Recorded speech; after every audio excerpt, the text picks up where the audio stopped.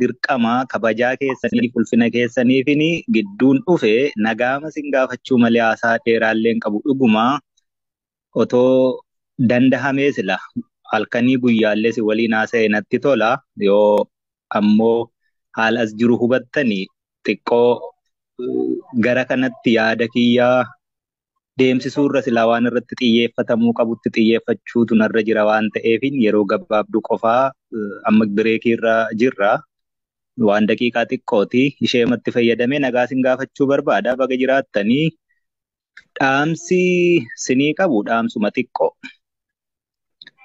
Oromoon hojii walaa dorgomu arrabaa waliin dorgomiin mataa gadi qabadhaa hojjedhaa mul'achuun homaa gatii hin qabu. Waraanni bilisummaa Oromoo waan barbaadu beeka. Gaaffii sabaati harkaa qaba. Waraanicha egaa kallattii baay'eetiin akkinni waraana hin taane ka godhu waan baay'ee jira. Namni yoo waa gochuu dadhabe qabsoo kanatti gufuu ta'uu yoo baate qabsootti gufuu ta'uu dhabuuni akka nama rasaasa tokko gumaacheetti hin ilaalan.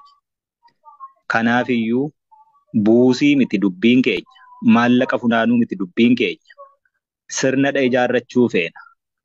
Kan boru hegeree Oromiyaa, ijoollee Oromoo, ijoollee keenyaaf biyya taatu. Mul'atadha qabna. Mul'anni kun immoo akka qoosaatti galman ga'u gufuu baay'eetu dura jira. Gufuun kun immoo akka salphaatti hin ka'u wareegama guddaadha gaafata. Kanaafiyyuu Oromoon maallaqa qofaa irratti sammuunsaa qiyyaafatee yoo hojii hojjeta ta'e yeroo hedduu walitti bu'iinsa dhala. Ani gama koo yoo maallaqi haa hafuyyuu jechuutti hin jira. Isinummaan ijaarama. Looyerraa ijaaramu, ikoonomistiin haa ijaaramu, warri injiineraas haa ijaaraman, jaarsi haa ijaaramu, dargaggeessi haa ijaaramu, jaartiin haa ijaaramu akkas jechuutti hin jiraan. Ijaarsa kana keessatti immoo walitti dhufee abbummaan qabaachuu fedha waraana bilisummaa Oromoorraa. Silaa qaamaan bira jiraadhee wareegama lubbuu dhangala'uu dhiigaa cabuu lafee kafaluu hin danda'u dafqan dafqee argadhurraa immoo yoo lilmee tokkollee bittiifii ta'ee ittiin gumaacha ka jettan yoo ta'e immoo akka nun diignetti akka nun xiqqeessinetti akka wal nu nyaachifnetti sirnaaf tartiiba tolfanneerra sanaan nu gumaacha. Yoo sanaan gumaachuu ka hin barbaanne taatan immoo dhaaba tolfadhaa. Woboo qofaa miti haa baay'atu rakkoon qabu. Sabni guddaan kuni yoo dhaaba baay'ee qabaate mormiirraa hin qabu. Maqaa woboon garuu daldalamuun qabuuni ejjennaa makoo yeroo hundumaati. Hanganaafin oduu gama diyaaspooraa kana dhiise. Ergan oduu dhiisee hojiimatti hin jira. Waraanni bilisummaa Oromoos hojiimatti jira.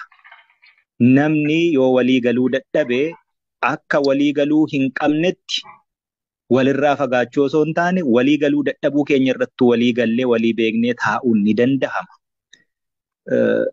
Dhuguma iffartii guddaatti gootanii baay'eetti investi gootanii qophii kana qopheeffattanii yeroo dheeraa tonsi waliin ture natti tola. Garuu qophiima kanallee fashalsuuf doomsuuf Oromoomti jiru kun akkitti walirratti hojjetanis immoo akkasuman arge. Ani carraa waan miidiyaa waan akkasii hordofuu sana hin qabu. Ani hojii makootti hin oola. Amma immoo ergan as dhufee daqiiqaa 2-3 ennaan laalu waan akkasii faatu deddeema. Hela yaa Oromoo. Maallaqni miileenaan hojjennee argineetu bu'aasaas, fafasaas, tempteeshinii inni qabu sundumaa argineerra. Dubbiin maallaqa miti. Dubbiin qaanii gabrummaa bara dheeraa jala jirru jalaa bahuudha. Dubbiin bara waggaa 5, 10, 20, 30, 40, 50tti Oromoon eessa gahuu qabdii tarsiimoo tokko lafa kaa'achuudha. Bilisummaa arguu dandeenya ta'a, arguu dhiisuu dandeenya ta'a. Biyyi hin darbu, sabni hin darbu, dhaloonni hin darbu. Dhaloonni hin darbu ennaan jedhutti fufiinsa qaba walitti ejjaadha. Nuti immoo yeroo tokko ni dabarra. Leegaasii akkamii keenyeetu dabarra. Seenaa keessatti galmeen seenaa maqaa keenyaa akkam jedheetu qoraa. Isa kana haa ilaallu. Dhimma maallaqaan laaliina. Buusiin maallaqaa lilmee nuubitti yoo ta'e bu'aa qabdi. Achi keessatti isinis abbummaadha qabaattu. Kan kanarraa hafee waraanni bilisummaa Oromoo har'a 200 miti, 300 miti, 2,000, 3,000 miti. Kuni buusii isin buustan qofaan socho'uu akka hin dandeenye beektu.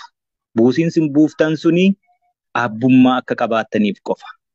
Waraanni bilisummaa Oromoo bajanni isaa guyyaatti miiliyoonaanidha socho'a. beektu lakkoofsa isaa. Kun hundi rasaasadha dhukaasa. Hin nyaata, hin uffata, hin hidhata. Kanaaf iyyuu dubbiin maallaqa silaa otoo taate, maallaquma walitti qabachuu osoo taate, kara deemaa hundumaayyuu gabbaruun hin danda'a. Dubbiin maallaqa walitti qabachuu miti. Kanaaf tokkitti daandii kaayyanneerra. Daandii sanarra deemaa, wal tokkoomsa. Daandii sana dura immoo dhaabbachuu barbaaddu yoo ta'e, diinnuun nu dura jira rakkoon qabu. Wal hubannee ijaaramee waan biraa karaa kanarra Oromoon gaaffiin ishee galma ga'uu danda'a jettan itti amantan hojjedha. Waan baay'ee argeera. Dhaqaarraa hirmaadhaa jedhamee kan achii booddee garuu buusii immoo karaa keenya fidaa. Waraanni bilisummaa Oromoo karaa isa baasuu danda'u tolchate karaan biraa hannisummaaf barbaachise. Hanna sana nurraa dhiisa of danda'a. Yoo ka maraate jiraate wal ta'a maraatuu keessan hidhadhaa Oromoo. Yoo rakkate jiraate wal ta'a. Buusaa gonofaa qaba, aadaa qaba Oromoon. Oromoon beela'ee naman kadhatu wal gargaara. Hankanaachi gaachana sabaa ka ta'e kana silaa namni yoo maqaa isaa dhaga'u akka barbaadetti waan barbaade huccuu ofiiyyuu ofirraa baasee kenna waan ta'eef ishee sana jala dahattanii waa gochuun gaarii miti. Namni mana kana keessa jiru hedduun isaa nin beeka. Committed. Warra of kennee olola hedduu dandahee wal harcaasuu mannaa walitti dhufnee waliin taanee tokko taanee waliin dhaabbannee qaanii gabrummaa addunyaa kanarratti hiriyyaan hin qabne sabni guddaan kun warri na gabroomsee lakkoofsaan nun caalu, dinagdeen nun caalu, baay'ina uummataan nun caalu, baay'ina daangaa bal'ina lafaan nun caalu, wiizdamiitiin nun caalu. Yoo waan fedhe ta'eyyuu carraa barnootaa yoo dhabe Oromoon naachuraal wiizdamii qabaa jechuudha.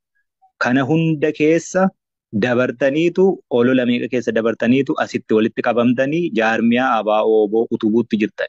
Namni hedduun ABO beeknu jedha. ABO'nis WBO'nis numaa jechuutti jirra malee maqaa haaraa miti kun. ABO'n jaarmiyaa siyaasaati. Jaarmiyaa siyaasaa hawaasummaa, dinagdee, dippiloomaasii, waraanaan galma ga'uuf hojjetu. Sana keessaa sheerii guddaa ka qabu lafeetti cabee dhiigatti dhangala'ee lubbuutti dhabee ka sheerii guddaa taphatee galmaan ga'uuf hojjetu WBO. Kanaaf iyyuu WBO'n kontroolii ABO irratti qabaatee ABO ta'e malee wanti jijjiirame tokko iyyuu hin jiru. ABO'n beeku ennaa jettu WBO'n beekuu jechuudha. Waan biraa tokko iyyuu hin qabu.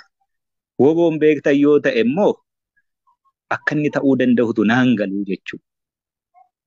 Politiko militarii komaandii iddoo tokkotti dacha'ee karoora baafatee har'a eessa oola boruu eessatti socho'aa waggaa 5, 10, 20, 30tti immoo Oromoo garamitti geessaa jedhee dhaaba hojjetaa jirudha.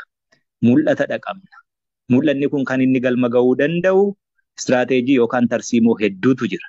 Kanaaf dhiisaa waliin harcaasiina. Namni baay'ee odeessaama ture waggaa 3, 4, 5 dura sinuma odeessa. Wanti inni odeessaa ture ennaa waggaa 1 darbu, ennaa waggaa 2 darbu, ennaa waggaa 3 darbu gaafa question godha, measure godha. Lafarratti nama hojjetu barbaada.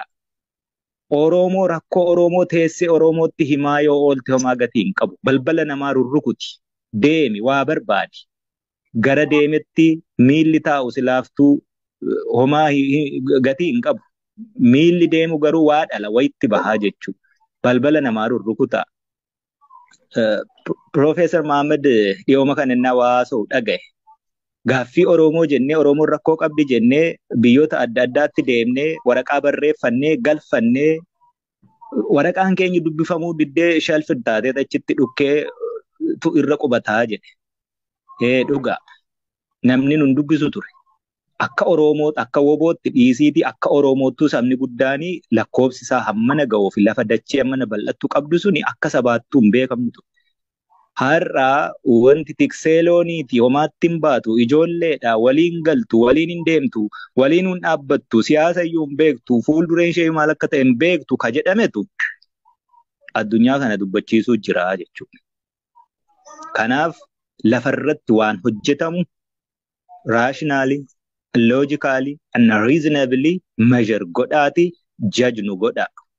Ankanaachi ebeluun akkas godhe, ebeluun akkas ta'e, akkasitti akkas nu godhe, akkasitti akkas nu godhe sanaa miti.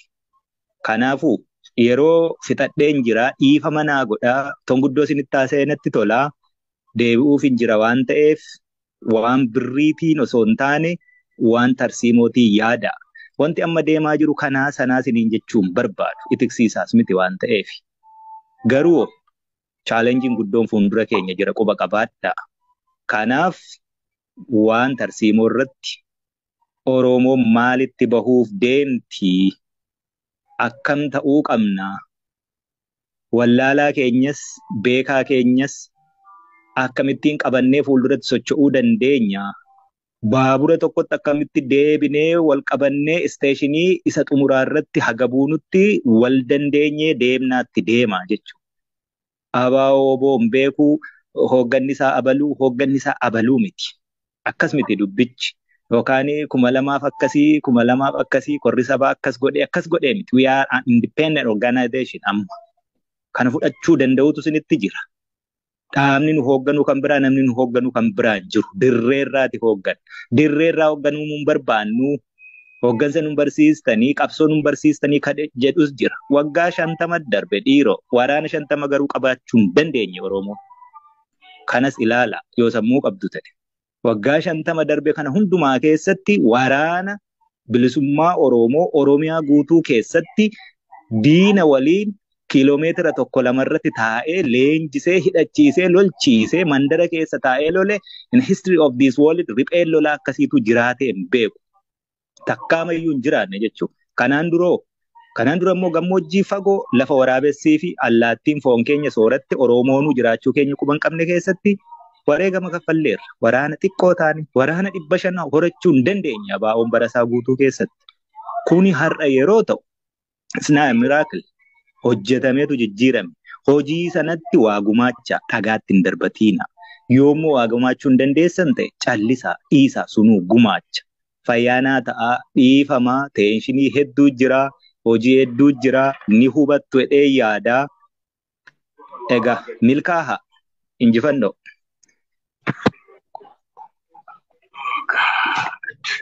Dhugaa dubbachuuf jaalmarqoo of jiraadhu fayyaanuu ta'e bakka jirtanittis milkaa wanta dhaamte ija qabdii Oromoon kanuma jabeeffatu alaamtuu keessaa gabba'ee waan kana nu dubbise isa ta'an immoo yoo har'a dandeenye yoo har'a hin dandeenye immoo jaalattanis yeroo biraa dhiyeessuu yaalla. Ammaaf gara waan sanatti deebi'aa jiru amma akkuma jiru dhimma keenyatti haa fufnu. Obsumaanis immoo eeggannu isiniin jenna. Kanuma jira itti nuufuu fi Zalaalam gumaacha keenyatti fufnaa dhugaa dubbachuudhaaf ga'a. Kana waan jedhu qabaachuu barbaade ani fayyaa ta'e jaal jireenya yoo waan atis waan jettu qabaatte jedhiiti booba akka deebitutti jiraate nu deebi'u yookaan nu faana ture. Ittuma fufuu keessantu gaarii natti fakkaata. Namoonni harka babaasan jiru sanatti deebi'aa tarii maayikii banuu rakkatu namoonni warri host taatan irraa babbanaa yoo maqaa isaanii dhooftanii akka kanaan ittuma fufaa kophaatti itti fuftus yoo taate kophaatti godhadhaa yoo immoo bakka tokkottis ta'e akkasii anis xiqqoo achi baheen deebi'aa maanej godhadhaa fayyaa ta'a dhufaadhaa. Okay, garuma lachaniyyuu ani jiru garuma gara mana garaagaraatti itti fufamee jira. As keessa nama 530 jira, gara sanas akkasuma jira. Iddoo lamatti geggeessaa jirra gumaacha kana. Waan gumaachine egaa booddee walitti finnee hubachiifna fayyaa ta'a. Ulfaata. Itti fufu. Gabaasa. Hedduu galatooma itti fufna.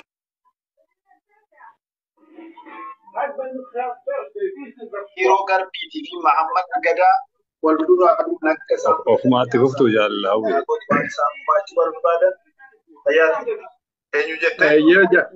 Jaal jireenya nuti itti fufnaa.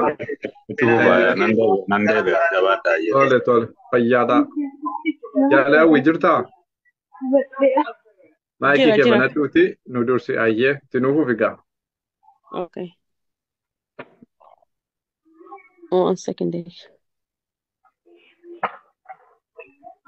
Hayyee